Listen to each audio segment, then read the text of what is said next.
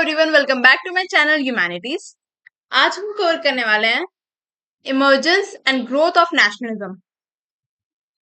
Introduction से start करते हैं। 90s के टाइम पे क्या स्टार्ट हो गया था, नेशनल कॉन्शियसनेस में राइज होना स्टार्ट हो गया था। ठीक है, ये जीरो है। 19th सेंचुरी के टाइम पे क्या हुआ था, नेशनल कॉन्शियसनेस का मतलब यहाँ पे ये है कि लोगों की जो देश के प्रति भावना थी, यानी कि जो ब्रिटिशर्स थे, ठीक है, ब्रिटिशर्स ने इकोनॉमिकली भी क्या किया था, जो इंडिया की वेल्थ है उसको ड्रेन किया। ठीक है, कैसे इकोनॉमिकली इंडिया को एक्सप्लॉइट किया, पीजेंट्स को एक्सप्लॉइट किया इंडिया की। ठीक है, सोशली कैसे जो लोग थे उनको जो है जमींदार को ऑपरेशन झेलना पड़ता था। ठीक है, ऊपर से ब्रिटिशर्स भी जो क्या करते थे, टैक्स बढ़ाते जाते थे। ठीक है, ऑपरेशन इन्हें झेलना पड़ रहा था। तो इकोनॉमिकली, सोशली, पॉलिटिकली हर तरह से इन लोगों ने क्या किया, एक्सप्लॉइट किया। तो अब इंडिया के जो लोग थे उनमें जो है 90s के टाइम से ये नेशनल कॉन्शियसनेस जागनी स्टार्ट हो गई कि अब हम जो है, जो ब्रिटिशर्स है ये क्या कर रहे हैं, हमें एक्सप्लॉइट कर रहे हैं, ये हमारे लिए कोई अच्छा काम नहीं कर रहे हैं। एक तरीके से जो नेगेटिव, जितना भी नेगेटिव पॉइंट्स थे ब्रिटिशर्स के, वो इंडियंस के सामने आने स्टार्ट हो गए थे। मतलब जो इंडियंस थे वो अवेयर होना स्टार्ट हो गए थे।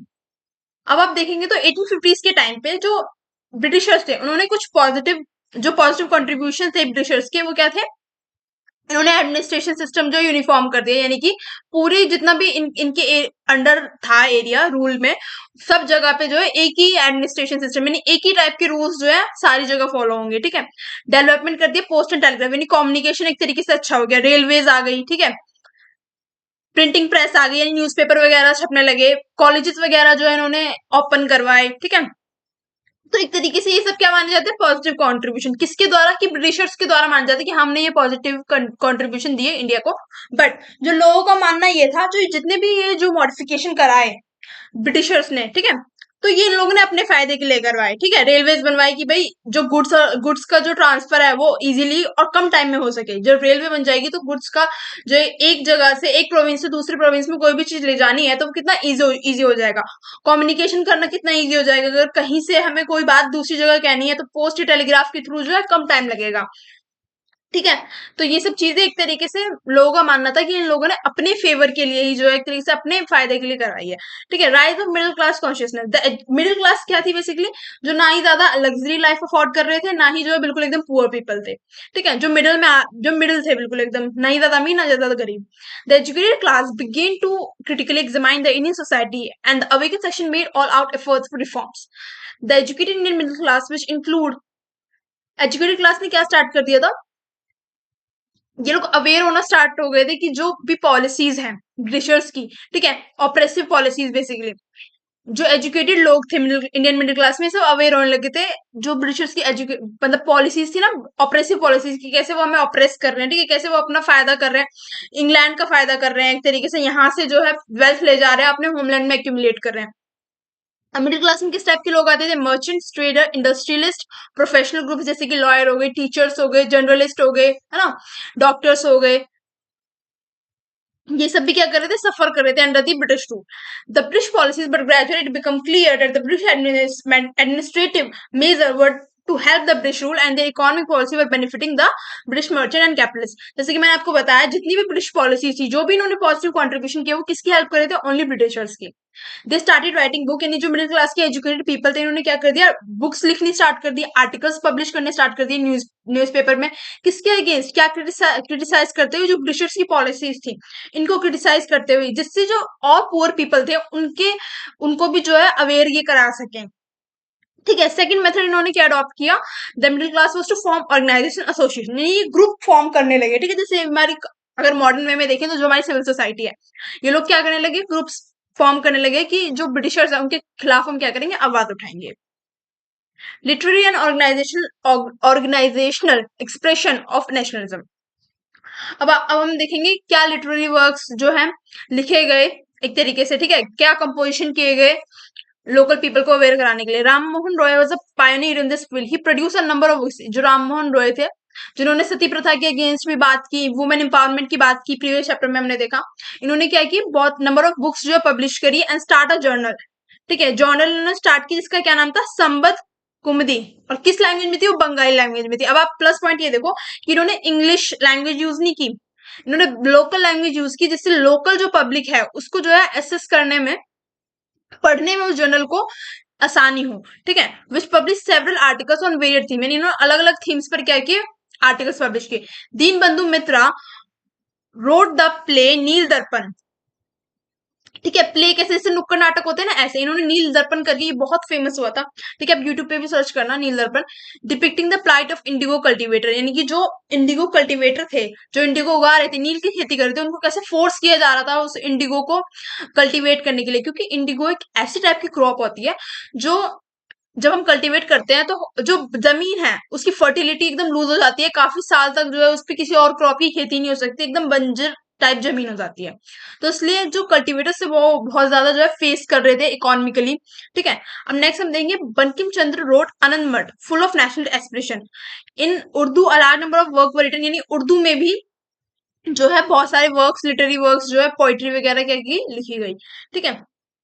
The second method adopt by the middle class, जैसे कि मैंने आपको बताया, एसोसिएशन बनाना, ठीक है। और इनमें से जो स्टार्टिंग के फेज में जो एसोसिएशन बनी वो क्या थी, लैंड होल्डर सोसाइटी 1838 में, ब्रिटिश बंगाल इंडियन सोसाइटी, ठीक है।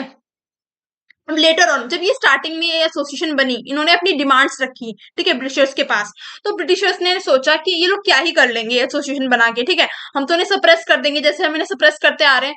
तो वही बात हुई कि इन लोगों की जो डिमांड्स थी वो ब्रिटिशर्स ने बिल्कुल नहीं सुनी, नजरअंदाज कर दी लेटर ऑन, ठीक है। उसके बाद क्या बनी, नई जो है नई ऑर्गेनाइजेशन बनी, जैसे कि इंडियन नेशनल कांग्रेस, ठीक है।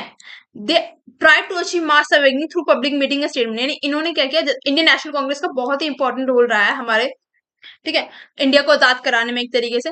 तो इस जब जब इस टाइप की पावरफुल ऑर्गेनाइजेशन बनी तो इन लोगों ने क्या किया, इन लोगों ने मेन जो है क्या टारगेट किया, जो लोकल पब्लिक है उसको जो है मास जो है अवेकनिंग हो, यानी लोगों को क्या किया जाए, अवेक कराया जाए कि कैसे प्रोटेस्ट वो कर रहे हैं। तो इस टाइप फिर किस टाइप के प्रोटेस्ट करने लगे कि लोगों को कहीं जहां पे भी ऑपरेशन हो रहा है, जहां पे जो है लोग बहुत ज्यादा परेशान है ब्रिटिशर से, कि वहां जाते थे, वहां के लोगों को क्या करते थे कि आप टैक्स मत दो ब्रिटिशर्स का, ठीक है, हम आपके साथ खड़े हैं। एक मोरल सपोर्ट प्रोवाइड करते थे कि हाँ हम आपके साथ हैं, लीडरशिप प्रोवाइड करते थे जिसकी लोगों को जरूरत थी, ठीक है। क्योंकि अगर नॉर्मल जो है लोग क्या अपनी आवाज उठाते थे कि हाँ ये हमारे साथ गलत हो रहा है, तो ब्रिटिशर्स क्या करते थे, उन्हें अब्यूज करते थे, पिटवा देते थे या जेल में बंद करवा देते थे। बट जब इनको एक लीडरशिप का सपोर्ट था, ठीक है, और काफी large number of large number of people जब इंक्लूड हो जाते हैं तो एक तरीके से बात का जो है दबाव बनता है, ठीक है। नेक्स्ट हम देखेंगे फाउंडेशन ऑफ इंटरनेशनल कांग्रेस, जो इतनी बड़ी जो है एक तरीके से ऑर्गेनाइजेशन बनी, इसकी फाउंडेशन कैसे हुई। The credit for organizing the first meeting of the Indian national Congress goes to A O Hume. A O हुम कहते हैं गवर्नर जनरल थे एक टाइम पे, ठीक है। He was retire, sorry governor general नहीं थे, एओ हुम जो थे ना सिविल सर्विसेज में थे, जो यूपीएससी है ना कंडक्ट कराता है, Indian civil services, Indian civil services exam, sorry मैं थोड़ी आवाज पंबल हो रही है, ठीक है। एओ हुम कहते हैं, ये एक तरीके से वो थे आईएएस थे शायद, हाँ आईएएस थे। He was a retired government servant who had chosen to stay back in India after retirement. अपनी रिटायरमेंट के बाद इन्होंने क्या चूज की कि हम मैं जो हूँ कहाँ पे रहूंगा, इंडिया में ही रहूंगा। He was in very good terms with lord Ripon, lord Ripon कहते हैं गवर्नर जनरल थे इंडिया के, ठीक है। And share his view that the emergence of educated class should be accepted as political reality, यानी कि इन्होंने क्या जब इन्होंने सर्व किया, ठीक है, एज एन आईएएस ऑफिसर, ठीक है, तो इन्होंने क्या चीज देखी, जो मिडिल क्लास के जो लोग हैं, जो एजुकेटेड लोग हैं, जो ये इस टाइप की डिमांड्स रख रहे हैं, ये इनकी डिमांड्स जो है ना ट्रू है, ट्रू इन द सेंस यानी इनकी जो डिमांड्स है उनको सुना जाना चाहिए, क्योंकि ये एक पॉजिटिव कंट्रीब्यूशन देंगे इकोनॉमी में इंडिया की। तो उन्होंने लॉर्ड रिपन के सामने इस टाइप की बात जो है रखी, ठीक है। और इवन लेटर ऑन भी देखा गया है कि क्योंकि देखो जो इंडिया के लोग थे वो इतना ज्यादा जो है एजुकेटेड नहीं थे, तो ऑब्वियसली उन्हें भी लीडरशिप की एक जरूरत थी। तो स्टार्टिंग जो हुई वो एओ यूम से हुई, ठीक है। In March 1885 route decided that the venue had to be shifted to Bombay, emergency and growth of national. देखो बेसिकली क्या हुई थी, मीटिंग हुई थी एक, ठीक है। जो फर्स्ट मीटिंग जो हुई थी एओ यूम ने कराई थी इंडियन नेशनल कांग्रेस की, ठीक है। तो मार्च 1885 में ये पहले ये हो रही थी पुणे में, महाराष्ट्र पुणे में, ठीक है। बट वहां पे कोलेरा नाम की एक बीमारी थी, उसके आउटब्रेक की वजह से इसको शिफ्ट कर दिया गया बॉम्बे, ठीक है। हाँ बिकॉज द हाँ मैंने नीचे लिखा हुआ because the outbreak of cholera in Pune, ठीक है। The first meeting was held on, कहाँ पे हुई इनकी पहली मीटिंग, कब हुई, Monday 28 December 1885 in Gokul Das Tejpal Sanskrit college, हाँ Sanskrit college in friends of the Indian National Union the executive committee of the Poona, किसने कराई थी? ये एग्जीक्यूटिव कमिटी ऑफ पूना ने। और सारी अरेंजमेंट किसने की थी? सार्वजनिक सभा। क्या ऑब्जेक्टिव थे इस मीटिंग में? ठीक है, promotion of personal intimacy and friendship among the countryman. ठीक है, first eradication of all possible prejudice relating to, देखो एक जो मेजर प्रॉब्लम थी ना वो ये थी कि जो ये एलियन रूल एक तरीके से ब्रिटिशर्स का हमारे ऊपर चल रहा था, कि ये लोग बिल्कुल भी हमारे जो इंडिया के लोग हैं उनके साथ घुलना मिलना नहीं चाहते थे। ये हम लोग को एकदम होता है ना, एकदम पुअर क्लास और एकदम अनटचेबिलिटी वाला सिस्टम था, एकदम जैसे अनटचेबिलिटी में होता है ना कि एकदम उसको एकदम बेकार समझते हैं, तो ऐसे ये लोग हमें बेकार समझते थे एकदम, चाहे वो कलर के उस बेसिस पे मान लो, या जो जेंडर बेसिस पे मान लो, या रेस के बेसिस पे मान लो, क्या चल रहा था, एक तरीके से डिस्क्रिमिनेशन चल रहा था। तो सबसे पहले तो ये डिमांड की गई भाई ये डिस्क्रिमिनेशन खत्म किया जाना चाहिए। ठीक है, अगर आप एग्जाम्पल लो आर्मी का, अगर आप आर्मी सोल्जर्स में देखोगे तो जो जितनी भी अपर पोस्ट होती थी ना, वो जो है बिना किसी एलिजिबिलिटी के देखे या बिना किसी जो है उसकी स्ट्रेंथ या पावर को देखे किसको दी दी जाती थी? जो ब्रिटिशर्स के जो लोग थे, ब्रिटिशर्स के लोगों को रिक्रूट किया जाता था वहां पे। पर जो इंडियन लोग थे, जो इंडियन लोग जो है आर्मी में सर्व कर रहे हैं, उनको कभी भी जो है ना सूबेदार की रैंक से ऊपर वो नहीं बढ़ पाए कभी भी। क्यों नहीं बढ़ पाए? क्योंकि ब्रिटिशर्स चाहते ही नहीं थे कि वो बड़ी पोस्ट पे जाएं। ठीक है, तो सेकंड पॉइंट क्या है? Consolidation of sentiment of nation unity. Third, कि नेशनल यूनिटी बनी रहे हमारे लोगों में। ठीक है, third, recording of the opinion of educated class and pressing problem of the day and laying down lines for future course of action public interest. यानी कि जो ओपिनियन एजुकेटेड क्लास दे रहा है, इन मांगों को, इन डिमांड्स को जो है सुना जाए और फ्यूचर एक्शन लिए जाए पब्लिक के फ्यूचर को देखते हुए। ठीक है, यानी कि जो लोगों के इंटरेस्ट में, पब्लिक इंटरेस्ट में जो है एक्शन लिए जाए। ठीक है, एओयूम के रिगार्डिंग कुछ कंट्रोवर्सीज जो है, कंट्रोवर्सीज हुई। क्या कंट्रोवर्सीज थी? पहली कि जो बॉडी है, if a body like the Indian national Congress had been founded by an Indian, it would have been accepted. इन लोगों का ये मानना था कि जो एओयूम थे, क्या थे? एक तरीके से ब्रिटिशर्स थे। ठीक है, ब्रिटिश ब्रिटिश कंपनी के आदमी थे। तो क्यों जो है जरूरत पड़ी कि इंडियन नेशनल कांग्रेस जैसी इतनी बड़ी ऑर्गेनाइजेशन को जो है लीडरशिप जो है एयूम प्रोवाइड करेंगे? लीडरशिप तो ऑब्वियसली बात है, बहुत बड़े बड़े लोग जो प्रोवाइड कर रहे थे, बट एयूम ने जो है फर्स्ट मीटिंग कंडक्ट कराई। ठीक है, ये क्यों हेल्प कर रहे थे? ठीक है, ये कॉमन पब्लिक का कहना था कि क्यों एक इंग्लिश मैन है उसकी हेल्प ली जा रही है। ठीक है, some histories believe that Hume's role and his influence in the official circle have been exaggerated in the story। अब कुछ लोगों का ये मानना था कि जैसे कि अब मैंने आपको पहले बताया कि इनके बहुत क्लोज जो है रिलेशन थे लॉर्ड रिपन से, जो कि गवर्नर जनरल भी थे, और इन्होंने मिडिल क्लास जो थे, एजुकेटेड लोग थे जो मिडिल क्लास से, उनकी जो डिमांड्स भी थी वो लॉर्ड रिपन के सामने रखी थी कि एक्सेप्ट होनी चाहिए। ठीक है, तो एक तरीके से कुछ हिस्टोरियंस का मानना था कि इनका पॉजिटिव कंट्रीब्यूशन भी था। ठीक है, ये जो थे इंडियन लोगों के लिए काम करना चाहते थे। ठीक है, जितना भी प्राइवेट पेपर वर्क होता था। ठीक है, अब ऑब्वियसली बात है जो डिमांड्स वगैरह ये मुंह से बोल के तो रखी नहीं जाएंगी, है ना, वर्बली तो रखी नहीं जाएंगी। जो प्रॉपर रिटर्न वर्क होता है, तो इन सब चीजों का काम, ये चीजें समझाना कि कैसे आपको अपनी डिमांड्स को, ठीक है, बताना है, या कैसे जो है उन्हें कैसे रखना है, तो ये सब चीजें प्राइवेट पेपर वर्क कराने में कौन हेल्प कर रहे थे? हमारे ये एओयू में हेल्प कर रहे थे।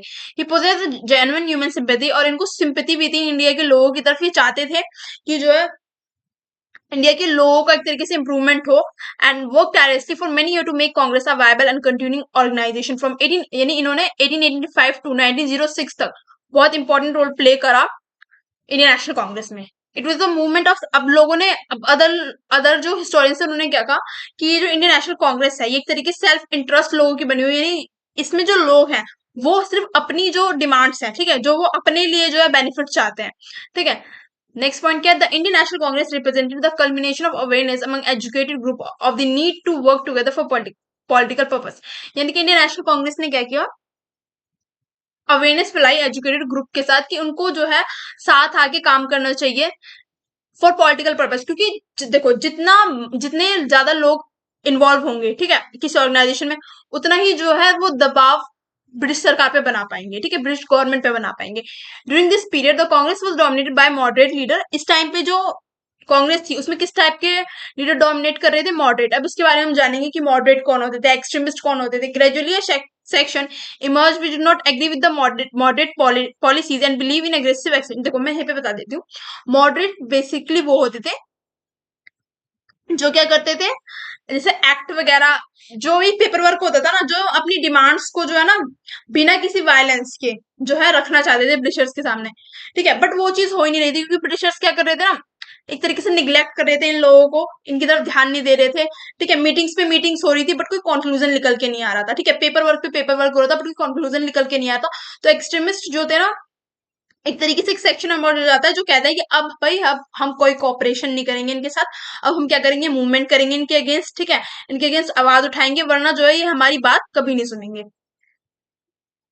अब मॉडरेट्स कौन थे? मॉडरेट्स कौन थे? The Congress programme during the early phase 1885 to 1905 was very modest. It demand moderate constitutional reform, economic relief, administrative, यानी मॉडरेट्स की क्या डिमांड थी कि जो कॉन्स्टिट्यूशनल रिफॉर्म्स होने चाहिए, ठीक है, इकोनॉमिक रिलीफ देना चाहिए, लोगों पे जो इतना टैक्स बर्डन है उसको कम करना चाहिए, एडमिनिस्ट्रेशन को रिओर्गेनाइज करना चाहिए, यानी कि खाली जो ब्रिटिशर्स हैं उनको ही जो है अच्छी पोस्ट में रखा जाए, जो इंडियन के लोग हैं उनको भी एडमिनिस्ट्रेशन में इंक्लूड किया जाए। ठीक है, and defence of civil right, इन लोगों के पास कुछ राइट्स हो। ठीक है, द मोर इंपॉर्टेंट, जो मोर इंपॉर्टेंट डिमांड थी वो क्या थी? Organisation of provincial councils. ठीक है, जो प्रोविंस लेवल पे काउंसिल्स होती है उनको ऑर्गेनाइज किया जाए। Second, examination for the ICS, यानी जो इंडियन सिविल सर्विस एग्जामिनेशन है वो सेम होना चाहिए जैसा ही इंग्लैंड में कंडक्ट कराया जाता है। ठीक है, क्योंकि यहाँ पे क्या हो रहा था ना कि फॉल्टी मेथड यूज किए जा रहे थे एक तरीके से, और जो ब्रिटिशर्स हैं उनको ही जो है सर्विस में क्या किया जा रहा था, इंक्लूड किया जा रहा था। The abolition of free constitution of the Indian council, यानी कि इंडियन काउंसिल को रिकॉन्स्टिट्यूट करने का, को अबॉलिश करने की बात की थी इन्होंने। Fourth, the separation of judiciary from executive, यानी एग्जीक्यूटिव और जुडिशरी दोनों का क्या होना चाहिए? सेपरेशन होना चाहिए। क्यों सेपरेशन होना चाहिए? क्योंकि जो एग्जीक्यूटिव है वो कोई भी दबाव, यानी जो ब्रिटिश गवर्नमेंट में जो हेड है वो कोई भी दबाव जुडिशरी पे ना बना पाए। जुडिशरी फुल्ली इंडिपेंडेंट होनी चाहिए अपने किसी भी जो है कोई भी डिसीजन लेने में। The repeal of the Arms Act, Arms Act को दोबारा से उसमें संशोधन करना चाहिए। The appointment of Indians to the commission rank in the army, यानी कि जो हाई रैंक्स हैं उनपे जो है इंडियंस को भी अपॉइंट करना चाहिए। ठीक है, मिलिट्री जो एक्सपेंडिचर इतना ज्यादा हो रहा है उसमें जो है डिडक्शन करना चाहिए, डिक्रीज करना चाहिए। ठीक है, जो परमानेंट सेटलमेंट है उसको अदर पार्ट्स ऑफ इंडिया में भी इंक्लूड करना चाहिए। अब आप लोग ये सोचोगे भाई परमानेंट सेटलमेंट तो सक्सेसफुल हुआ नहीं था, तो उन्होंने ऐसी डिमांड क्यों रखी कि इसको अदर पार्ट्स में भी इंट्रोड्यूस करो? क्योंकि परमानेंट परमानेंट जो सेटलमेंट था उसमें एटलीस्ट एक अमाउंट फिक्स तो था, जो अदर सेटलमेंट थे उसमें तो ये अमाउंट फिक्स भी नहीं था। ये लोग अपनी मर्जी से क्या कर रहे थे? टैक्स जो है इंक्रीज कर देते थे। अगर प्रोडक्शन अच्छा हुआ तो ये टैक्स इंक्रीज कर देते थे।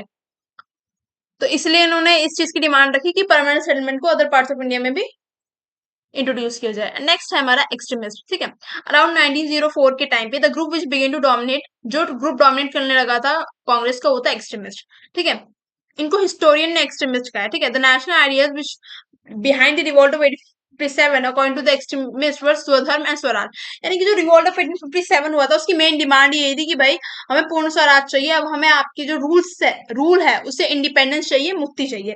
ठीक है, देयर वाज 3 सेक्शन। अब एक्सट्रीमिस्ट में भी 3 सेक्शन थे। महाराष्ट्र ग्रुप को कौन लीड कर रहे थे? बीजे तिलक। बंगाल ग्रुप को कौन रिप्रेजेंट कर रहे थे? BC Pal and Aurobindo. और पंजाब ग्रुप को कौन रिप्रेजेंट कर रहे थे? Lala Lajpat Rai. In Bengal they were greatly influenced by the idea, जो बंगाल था वो किसके आइडिया से इन्फ्लुएंस था? बंकिम चंद्र जी के। ठीक है, Tilak resented any interference by an, जो बाल ये थे बाल गंगाधर तिलक थे, इनकी क्या मांग थी कि भाई जो इंडियन गवर्नमेंट है, इंडियन गवर्नमेंट किसको कह रहे हैं? ब्रिटिशर्स को कह रहे हैं। ब्रिटिशर्स का कोई भी इंटरफेरेंस हमारी डोमेस्टिक पॉलिटिक्स में या इकोनॉमी में, ठीक है, या लोगों की जो प्राइवेट लाइफ है उसमें नहीं होना चाहिए। ठीक है, he quarrel with the reform over the age of consent bill. इन्होंने जो एज ऑफ कंसेंट बिल थी जो 1891 में आया था उसमें भी रिफॉर्म्स मांगे। एज ऑफ कंसेंट बिल क्या था? पहले क्या होता था ना कि 8 साल में या मतलब 10 साल में, 7 8 10 10 साल के बच्चों की जो शादी करा दी जाती थी, खाली फीमेल्स ही नहीं बॉयज की भी। ठीक है, मतलब मेल्स की भी, यानी कि छोटे छोटे बच्चों की शादी करा दी जाती थी पहले। ठीक है, इस चीज को रोकने के लिए एज ऑफ कंसेंट बिल लाई थी ब्रिटिश सरकार, जिसमें 12 साल एज कर दी गई थी। ठीक है, कि लड़की की एज क्या होनी चाहिए? 12 साल होनी चाहिए शादी की। लेटर ऑन आपने देखा फिर तो इंडियन गवर्नमेंट ने इसको 18 ईयर किया है, बट इनके टाइम पे क्या थी? 12 साल थी। तो इन्होंने इस चीज में भी सुधार मांगा कि भाई ये 12 साल भी जो है बहुत ज्यादा मतलब कम है, इसको भी और बढ़ाओ, कम से कम 14 16 साल करो। इन्होंने इस चीज की डिमांड की थी। Boycott swadeshi movement, the Curzon scheme too. हाँ, तो नेक्स्ट टॉपिक है हमारा बॉयकॉट स्वदेशी मूवमेंट। अभी बॉयकॉट स्वदेशी मूवमेंट क्यों चलाया गया? ये लॉर्ड कर्जन थे, यानी कि जिस टाइम पे लॉर्ड कर्जन जो गवर्नर जनरल थे, इन्होंने क्या किया? बंगाल का पार्टीशन कर दिया। वेस्ट मतलब जो ईस्ट बंगाल था, उसको तो रख दिया भाई मुस्लिम्स रहेंगे वहां पे। वेस्ट बंगाल को ये कह दिया गया, वेस्ट बंगाल वाले प्रोविंस में ये बोल दिया गया कि भाई यहाँ पे हिंदू रहेंगे। तो इस टाइप का पार्टीशन जो है अनाउंस कर दिया गया 1 जून 1903 में, ठीक है। फाइनल स्कीम ऑफ डिवीजन वो dispatch to home authorities in London for sanction on 2 February 1905। यानी लंदन से भी उसको अनुमति दे दी गई कि हाँ ठीक है आप ये कर लो। The anti partition agitation began in Bengal on the conventional moderate nationalist line too with a great deal of noise and angry protestation. अब बेसिकली ये ब्रिटिशर्स की पॉलिसी थी कि हम हिंदू वर्सेस मुस्लिम जो है चलाएंगे, जो वो बाद में सक्सेसफुल भी हुए चलाने में, ठीक है, जिसकी वजह से ही जो है पार्टीशन हुआ हमारा, अदरवाइज जो पाकिस्तान है वो इंडिया में ही होता, ठीक है। तो ये एक तरीके से उनका मतलब हिंदू वर्सेस जो है उन्हें मुस्लिम्स कराना था, बाकी और कुछ नहीं। तो बट क्या हुआ, जनता ने इस चीज का सपोर्ट नहीं किया। यूनिटी जो है उस टाइम पे हिंदू मुस्लिम में बहुत ज्यादा थी, ठीक है। अर्ली फेज में, लेटर ऑन तो दंगे हुए हैं, बट अर्ली फेज में बहुत ज्यादा यूनिटी थी हिंदूज में भी और मुस्लिम्स में भी। तो इन लोगों ने क्या किया, प्रोटेस्ट किए इस बात के अगेंस्ट। और प्रोटेस्ट इतने मतलब ऊपर तक जो है, इतना जो है एक हाई लेवल पहुंच गया कि इन लोगों ने जो जितने भी जो है ब्रिटिश गुड जो आ रहे थे, ठीक है, इम्पोर्ट जो ये कर रहे थे, इन लोगों ने वो बंद कर दिया। यानी इन्होंने ब्रिटिश गुड्स जो इम्पोर्ट होके आ रहे थे उनको यूज करना एक तरीके से बंद कर दिया, ठीक है। The boycott of British products. और क्या इंट्रोड्यूस कर दिया, चरखा इंट्रोड्यूस कर दिया क्लोथ्स बनाने के लिए, क्योंकि मेनली ये लोग क्या कर रहे थे, यहाँ से रॉ मटेरियल ले जा रहे थे, कॉटन वगैरह ले जाते थे और वहां पे कपड़ा बना के कॉटन का और इंडिया में ही वापस बेच रहे थे, ठीक है, डबल प्राइस पे। तो अपनी इकोनॉमी को सेल्फ सफिशिएंट बनाने के लिए, ठीक है, क्या इन्होंने इंट्रोड्यूस किया, चरखा इंट्रोड्यूस किए, ठीक है। स्वदेशी मिल्स को इंट्रोड्यूस किया गया, हैंडीक्राफ्ट जो है दोबारा से जो है बेचे जाने लगे, ठीक है। यानी बेसिकली एक तरीके से कि जितना भी आपको यूज करने, जितने भी गुड्स आपको यूज करने हैं वो इंडिया के ही बने हुए आप यूज करो। बाहर के जो इम्पोर्टेड गुड्स है, और स्पेशली जो ब्रिटिशर्स के हाथ से जो इम्पोर्ट होके गुड्स आ रहे हैं उनको जो है ना यूज करो, ठीक है। लास्ट टॉपिक हमारा ये था। Thank you for watching the lecture. अगर आपको मेरा कंटेंट अच्छा लगता है, do like share and subscribe my channel.